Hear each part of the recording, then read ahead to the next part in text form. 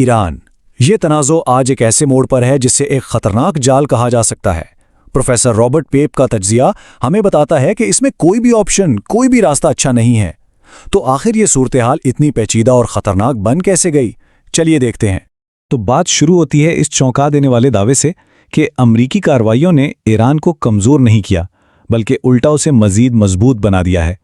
ایران کو اب یہ بات سمجھ آ گئی ہے کہ امریکہ اسے روایتی فوجی طاقت سے ہرا نہیں سکتا، اور یہی اس پورے مسئلے کا سب سے بڑا تضاد ہے۔ تو سب سے پہلے بات کرتے ہیں فضائی جنگ کی، جسے ناقابل فتح کہا جا رہا ہے۔ اب سوال یہ اٹھتا ہے کہ امریکہ جیسی سپر پاور، اتنی بڑی فوجی طاقت آخر ناکام کیوں ہو رہی ہے؟ اس کی ایک بہت بنیادی وجہ ہے۔ اس مسئلے کو سمجھنے کے لیے ایک بڑی دلچسپ مثال دی جاتی ہے، پین بامقابلہ سونا۔ دیکھیے، امریکہ اپنی بمباری سے وہ پین یعنی وہ ساز و سامان تو تباہ کر سکتا ہے جو سونا نکالنے کے کام آتا ہے، لیکن وہ اصل سونا یعنی ایران کا افزودہ جوہری مواد اسے تباہ نہیں کر سکتا۔ کیوں؟ کیونکہ وہ زمین کے بہت نیچے گہرائی میں محفوظ ہے۔ اور یہی ایران کی اصل اسٹریٹجی ہے۔ انہوں نے اپنی سب سے قیمتی چیزیں، جوہری تنصیبات، ڈرون، میزائل، سب کچھ پہاڑوں کے اندر بہت گہرائی میں چھپا دیا ہے۔ اس کا نتیجہ کیا ہے؟ یہ اثاثے اب امریکی فضائی حملوں کی زد میں ہی نہیں ہے۔ تو امریکہ کا جو سب سے بڑا ہتھیار تھا، اس کی ایئر پاور، وہ یہاں آ کر ایک طرح سے بیکار ہو جاتی ہے۔ تو اب ہم آتے ہیں اصل مسئلے پر، جسے کہتے ہیں ایسکلیشن ٹریپ، یعنی تنازع کے بڑھنے کا جال۔ یہ ایک ایسا راستہ ہے جو سیدھا ایک بڑی جنگ کی طرف جاتا ہے، اور ستم ظریفی یہ ہے کہ یہ وہ جنگ ہے جس سے امریکہ ہر قیمت پر بچنا چاہتا ہے۔ تو سوال یہ ہے کہ یہ ایسکلیشن ٹریپ آخر ہے کیا؟ آسان لفظوں میں یہ ایک ایسی اسٹریٹجک دلدل ہے جہاں آپ مسئلہ حل کرنے کے لیے جو بھی قدم اٹھاتے ہیں وہ حالات کو اور بگاڑ دیتا ہے۔ ہر ایکشن کا ری ایکشن پہلے سے زیادہ خطرناک ہوتا ہے، اور آپ نہ چاہتے ہوئے بھی ایک بڑی جنگ کی طرف کھچے چلے جاتے ہیں۔ اور یہ جال کام کیسے کرتا ہے؟ اس کے 3 سٹیپس ہیں۔ پہلا، امریکہ بمباری کرتا ہے لیکن اس کا اثر الٹا ہوتا ہے۔ ایرانی حکومت کمزور ہونے کے بجائے مزید مضبوط ہو جاتی ہے۔ پھر کیا ہوتا ہے؟ دوسرا سٹیپ، یہ مضبوط حکومت جوابی کارروائی کرتی ہے اور دنیا کے سب سے اہم تجارتی راستے آبنائے ہرمز پر قبضہ کر لیتی ہے۔ اب امریکہ کے پاس کیا آپشن بچتا ہے؟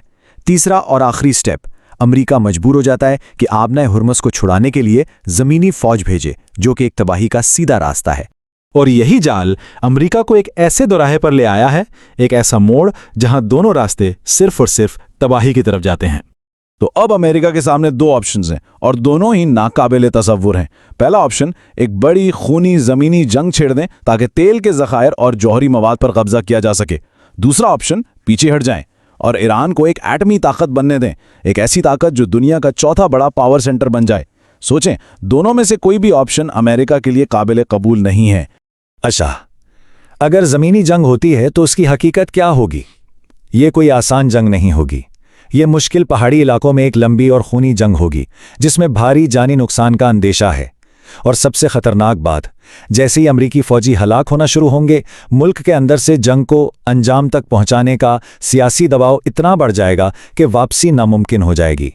اندازہ ہے کہ یہ جنگ کم سے کم بھی 6 مہینے چلے گی۔ تو ٹھیک ہے، یہ تو ہوئی جنگ کی بات، لیکن اس کے اثرات صرف امریکہ اور ایران تک محدود نہیں رہیں گے۔ اس کے عالمی نتائج ہوں گے، ایسے نتائج جو پوری دنیا کی سیاست اور معیشت کا نقشہ بدل سکتے ہیں۔ ذرا اس چارٹ پر نظر ڈالیں۔ اگر ایران اور روس ایک ہو جائیں تو وہ مل کر دنیا کے تیل کی مارکیٹ کے تقریباً 31% یعنی 1/3 حصے پر کنٹرول حاصل کر لیں گے۔ اس کا مطلب کیا ہے؟ اس کا مطلب ہے بے پناہ معاشی طاقت، اتنی طاقت کہ وہ جب چاہیں عالمی معیشت کو ہلا کر رکھ دیں۔ اور پروفیسر پیپ کا تجزیہ تو اس سے بھی ایک قدم آگے ہے۔ ان کا کہنا ہے، اور یہ بہت بڑی بات ہے، کہ اس بحران سے نمٹنے میں امریکہ کی ناکامی نے نیٹو کو عملی طور پہ ختم کر دیا ہے۔ یعنی دنیا کا سب سے بڑا فوجی اتحاد، اس کا کمانڈ سٹرکچر اب بے معنی ہو چکا ہے۔ اس پوری تصویر میں ایک اور اہم کردار اسرائیل کا ہے۔ تجزیے میں انہیں سفارتی رکاوٹ یا ڈپلومیٹک سپوائلر کہا گیا ہے۔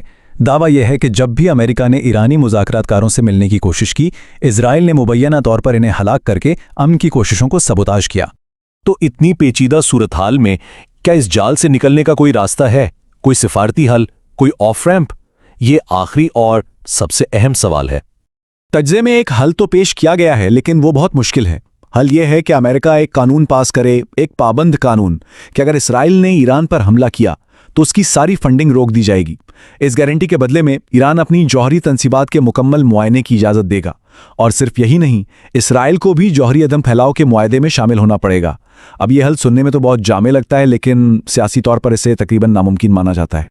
تو آخر میں ہم وہیں آ کھڑے ہوتے ہیں جہاں سے ہم نے بات شروع کی تھی، ایک ایسا اسٹریٹجک جال جس میں کوئی بھی آپشن اچھا نہیں ہے۔ تو اب آگے ہوگا کیا؟ یہی وہ سوال ہے جس کا جواب اس وقت کسی کے پاس نہیں، اور یہی بات سب سے زیادہ پریشان کن ہے۔